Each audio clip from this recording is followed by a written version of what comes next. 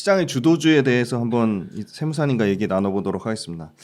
그 김작가 채널 보니까 한 달 전인가 한 달 반 정도의 그 자동차주에 대해서 좀 긍정적으로 말씀을 해주신 것 같은데 여전히 긍정적인 관점은 좀 유효하신지, 그리고 왜 자동차주를 긍정적인 관점으로 말씀 주셨는지 설명 부탁드릴게요.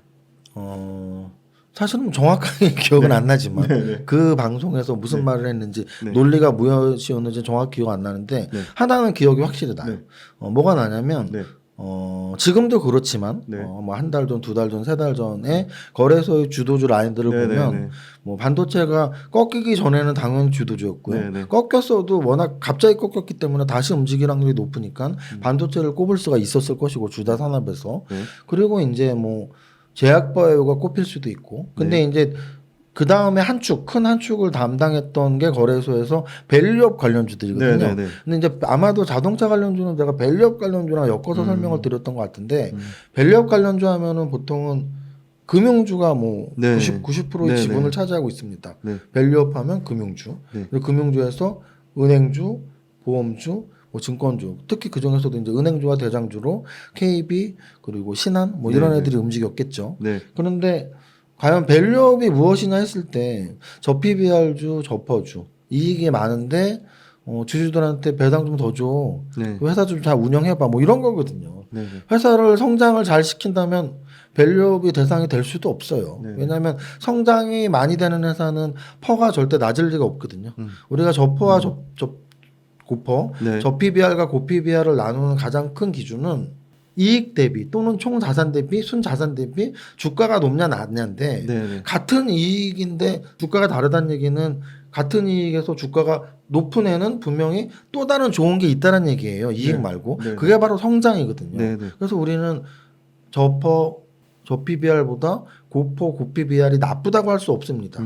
분명히 성장이 있는 회사거든요. 근데 이제 어쨌든 밸류업 프로그램 자체가 저PBR 회사를 대상으로 하니까 그러면 성장이 없는 회사들이 대다수 거기 들어가 있을 것이고 근데 그 중에 가장 베스트로 이미지가 강한 애들이 금융주란 얘기죠. 금융주는 솔직히 성장이 없잖아요. 우리가 무슨 은행 통장을 하나씩 갖고 있다가 100개씩 만들 일도 없고 또는 국민은행, 신한은행이 미국으로 수출돼 갖고 그 사람들이 국민은행, 신한은행 통장을 만들 일도 없단 말이죠. 그렇죠. 그러니까 저성장이 맞고 저PBR, 저퍼가 맞아요.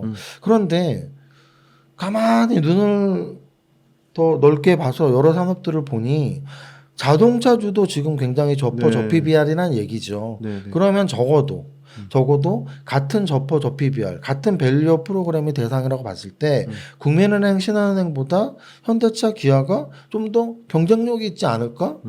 라는 생각이 제 생각이고 그래서 자동차주에 대한 관심을 말씀드렸던 걸로 기억이 나고요.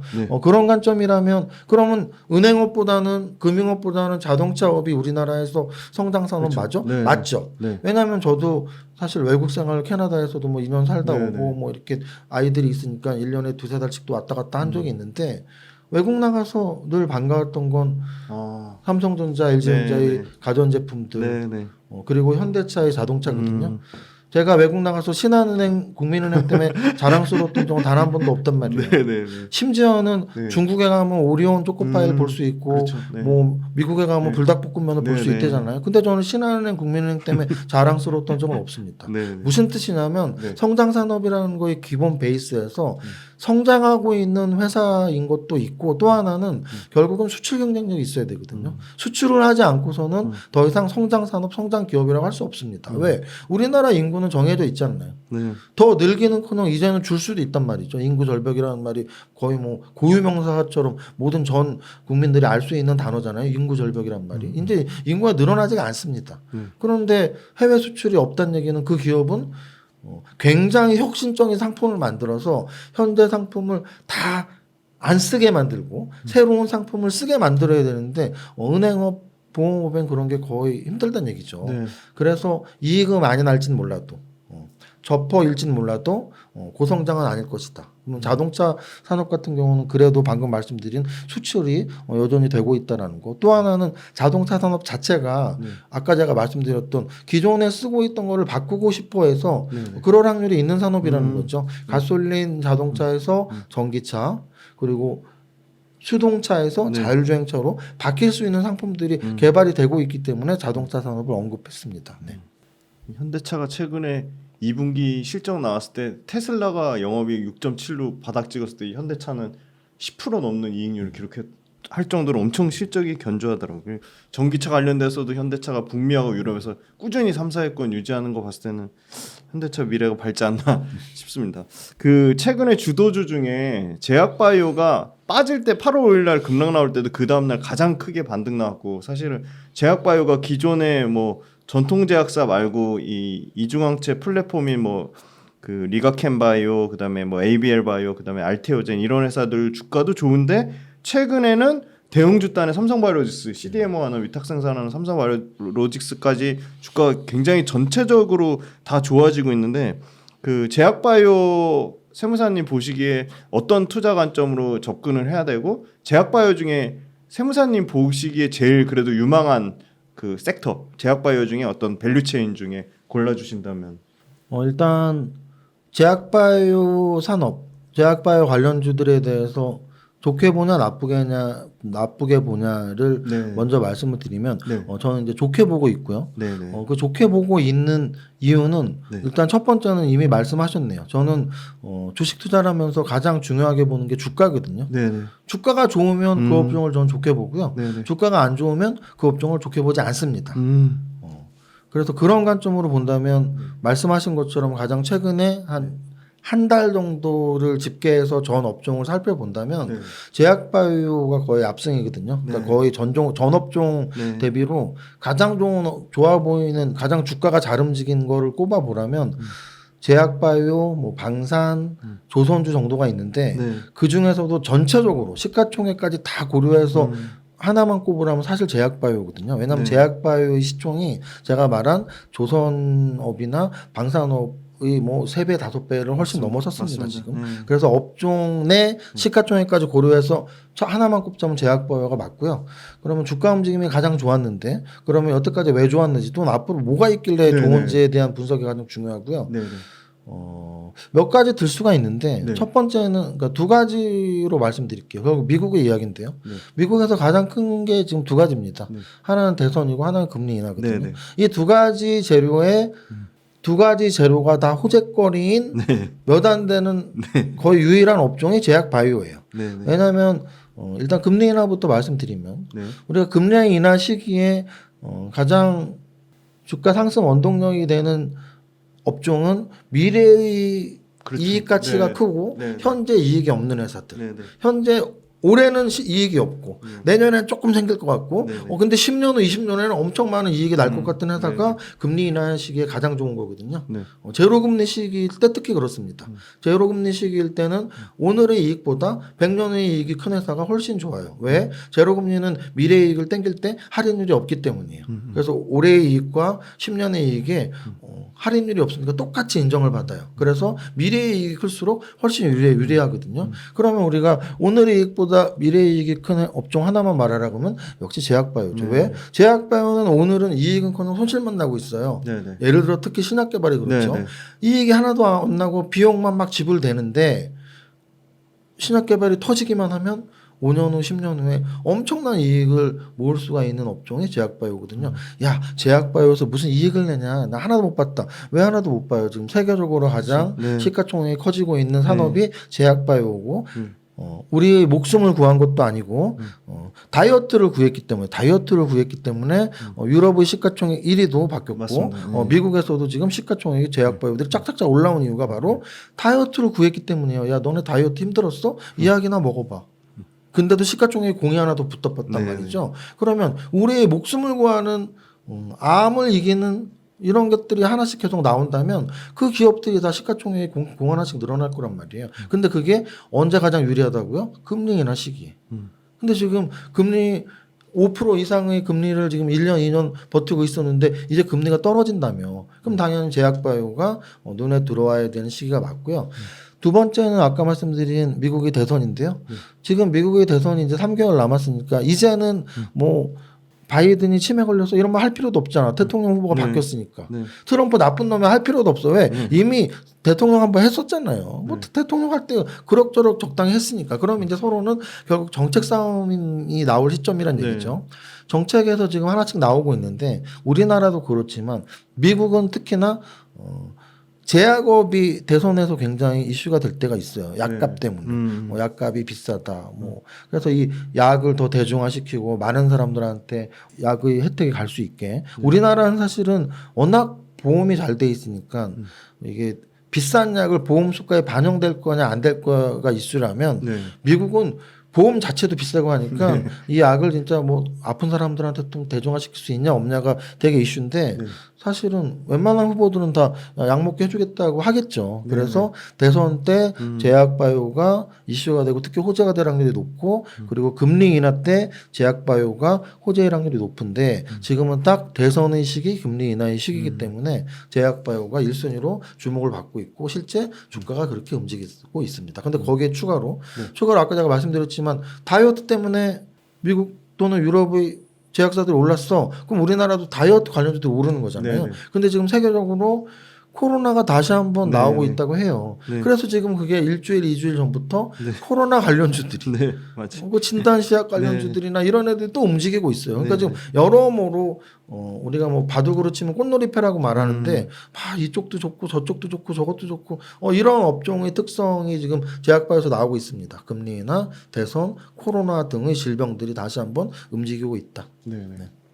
그 다음 주도주로 이제 방산주도 진짜 K 무기가 가성비를 필두로 진짜 유럽뿐만이 아니라 이제 미국 진출만 남은 상황인데 방산주 지금 밸류에이션 상태가 좀 어느 정도로 보시고 방산주마다 다 각각 개별 모멘텀이 있잖아요.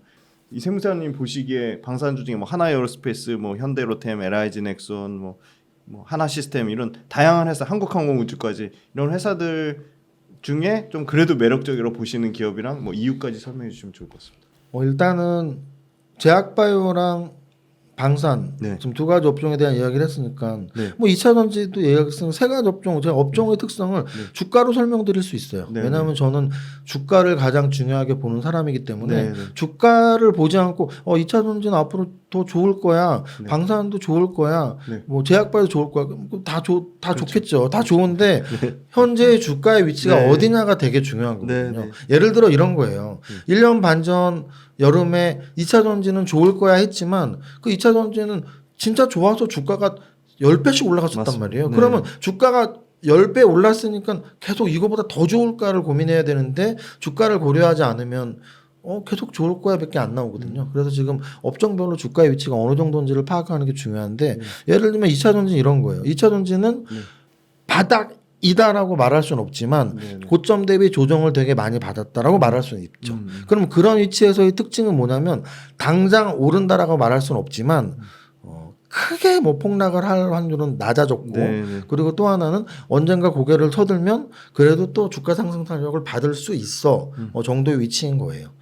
반면에 제약바이오 같은 경우는 크게 고점은 아닙니다. 왜냐하면 이제 올랐어 봐야 뭐 한 달, 두 달 정도니까 만약에 제약바이오에서 고점 위치에 있는 업종은 없어라고 한다면 그나마 의료기기 쪽들 클래시스를 필두로 뭐 휴젤이나 파마 리서치나 뭐 요런 애들 의료기기 쪽 애들 피부 미용 쪽 애들 요런 쪽 애들은 그래도 바닥 대비 꽤 올라와 있는 상태. 근데 거기서 더 갈지 뭐 조정받으면서 슬슬 주가 탄력을 잃을지는 너무 지켜봐야죠. 근데 이제 제약바이오 전체로 봤을 때 뭐 신약 쪽이랄지 또는 아까 말씀하신 CMO랄지 뭐 이런 쪽들은 아직도 사실 주가 상승 탄력이 이렇게 나오지는 않은 상태거든요. 근데 이제 2차 전지랑 다른 건 얘네 이미 꿈틀 됐고 고개도 들었고 완전 정배율로 바뀐 애들이 꽤 많습니다. 그럼 2차 전지의 몇 달 후의 모습일 수도 있겠죠. 2차 전지가 이제 완전히 바닥에서 언제 갈지 모른다면 제약바이오는 완전 바닥에서 언제 갈지 이제 보여주고 있죠. 나 지금 가고 있어. 뭐 이런 정도. 근데 방산주는 좀 얘기가 다른 게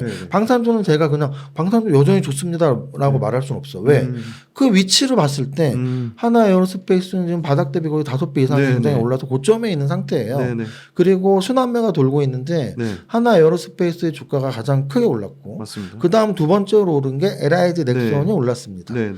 그리고 최근에 그래서 이게 순환매라는 표현을 쓰는 이유가 이게 이런 거예요. 전력기기 쪽에서 HD 현대 일렉하고 LIG 일렉을 여러분들이 두 개의 차트를 딱 펼쳐 놓으면 네. 그리고 이렇게 같은 선상에서 같은 타임 라인으로 두면 분명히 동시기에 똑같이 상승 탄력이 있지 않았습니까? 그렇죠. 네. HD 현대 일렉이 훨씬 먼저 네. 올랐고요. 그리고 나서 한참 시간차가 지나고 LS 일렉이 올랐단 말이에요. 이런 걸 우리는 순환매라고 하는데 방산주에서 그 순환매가 어떻게 나왔냐면 하나 에어로스페이스가 가장 오랜 기간 동안 네. 가장 강하게 올랐고요. 근데 이제 최근 몇 달을 다 이렇게 쪼개서 보면 현대 로템이 최근 한 맞습니다. 2주 정도는 훨씬 네, 제일 탄력이 있어요. 셌어요. 네. 그럼 그게 이제 순환매거든요. 그랬다면 만약에 방산주에서 순환매가 나온다면 그 다음 타자로는 뭐 하나 시스템이 나온다거나 네. 아니면은 중소형주 쪽에 온다거나 뭐 이런 거를 찾아볼 수는 있겠죠. 그래서 저는 방산주는 아까 말씀드린 2차 전지가 아직은 바닥 같은데 뭐 언제 끝날지 모르지만 제약바이오주는 이제 움직여갖고 뭐 좀 가고 있는 중인데 방산주는 굉장히 높은 지점까지 올라왔는데 순환매는 남아있지만 여기서 더 막 2배, 3배, 4배 가긴 쉽지 않은 위치 아닌가? 라는 생각을 하고 있습니다. 네. 그 세무사님 하면 예전에 진짜 그 아무도 거들떠보지 않았을 때 그 샘표식품 지분 투자까지 하셨었잖아요. 네네. 그 당시에 식품주가 그렇게 막 엄청 인기 있거나 그러지는 않았잖아요. 네. 약간 없진 않았다. 네. 무슨 뜻이냐면 네. 2015년, 16년에 네. 주도주 쪽으로 움직였던 애들이 네. 제일 강하게 움직였던 애들이 한미약품을 필두로 한 제약바이오 그쵸. 네. 그리고 아모레퍼시픽을 네.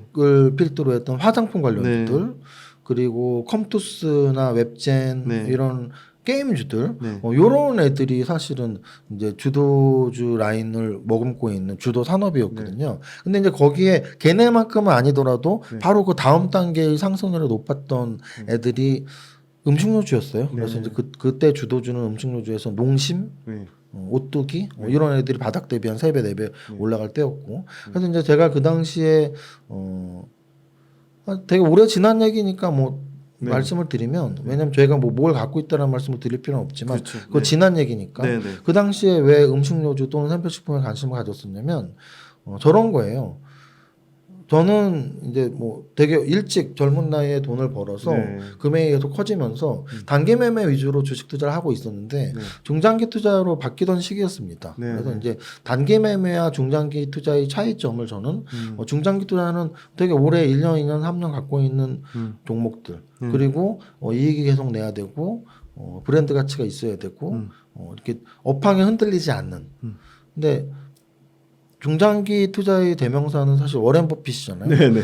제가 단기 매매를 할 때 제시 리버모를 빙의해서 네. 내가 제시 리버모야라고 단기 매매를 했다면 중장기 투자를 할 때는 내가 워렌 버핏에 빙의해서 내가 워렌 버핏이야라는 마음으로 했었거든요. 근데 그 당시 워렌 버핏이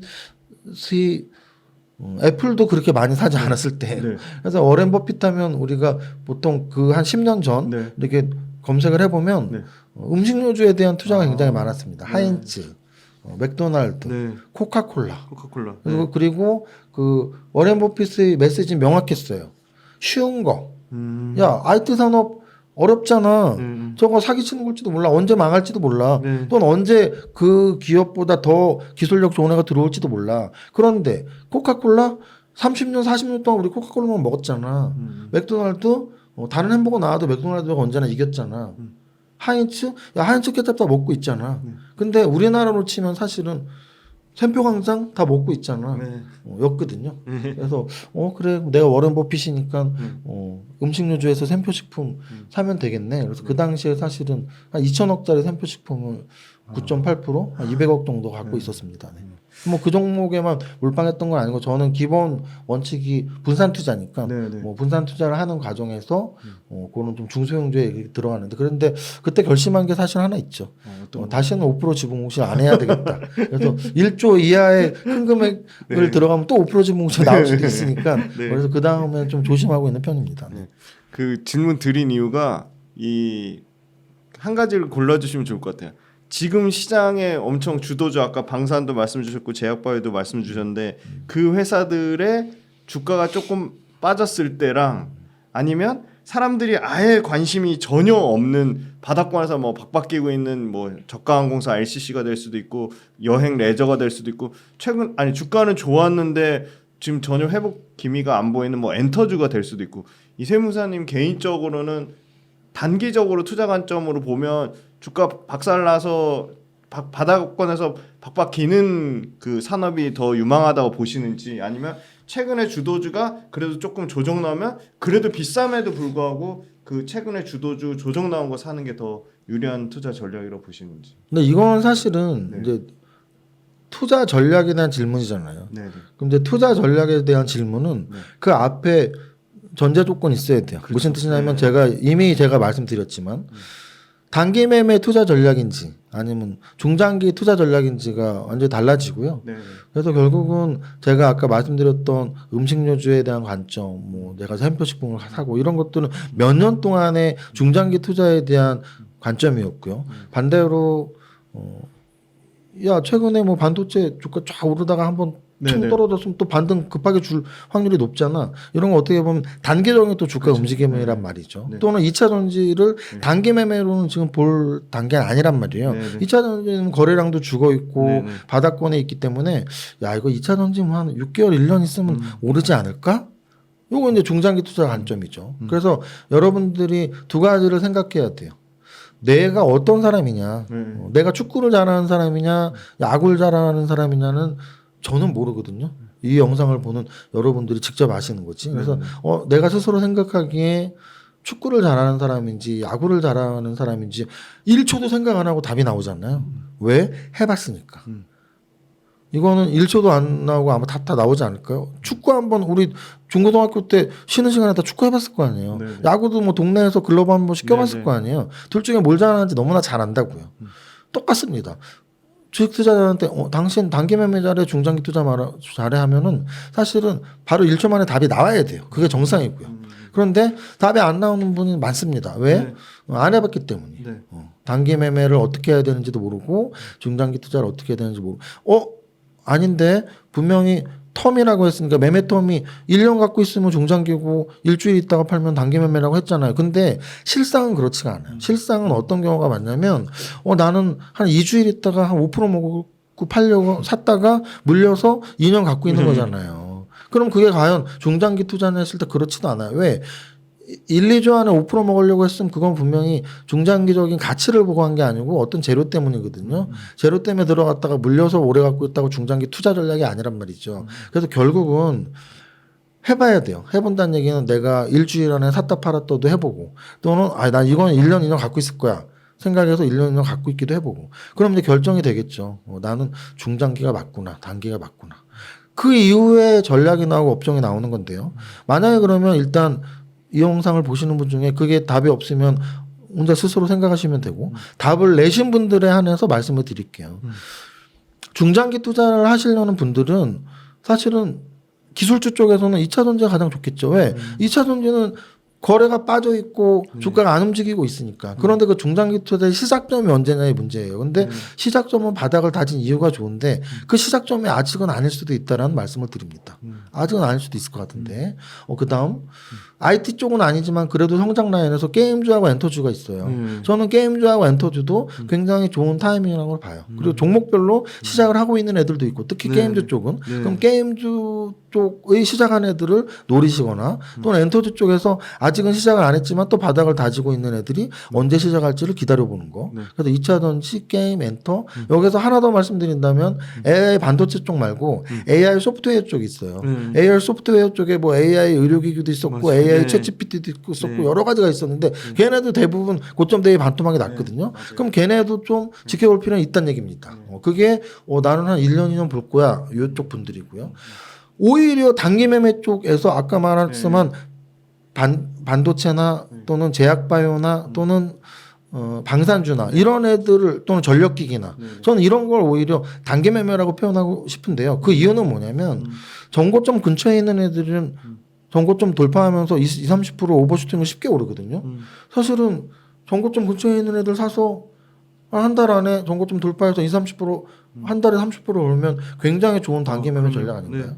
그래서 오히려 고점 부근에 있는 애들, 신고가를 뚫어주는 애들 또는 고점 대비 한 30% 조정을 받아서 이평선에 걸려 있는 애들. 최근에 지지난주 월요일부터 급락 나왔던 SK 하이닉스, 네. 한미반도체 이런 애들이 이평선에 걸렸다가 반등 주면서 꽤 오름폭이 나왔단 말이에요. 10% 이상, 15%, 20%까지도. 그래서 여러분들이 단기 매매와 중장기 투자 전략을 되게 헷갈려 하시는데 되게 좋은 성장 산업은 무조건 중장기고 뭐 인기 없는 그런 사양 산업은 중장기도 아니고 아무것도 아니야. 이게 아니고 네. 주가랑 반드시 매칭을 시켜야 된다는 거예요. 주가. 주가의 움직임이 지금 재미가 없는 게 근데 앞으로 성장할 수 있으면 중장기 투자인 거고 네, 네. 주가는 굉장한 성장 산업이지만 주가도 거기에 맞게 지금 굉장히 막 다이나믹하게 움직여.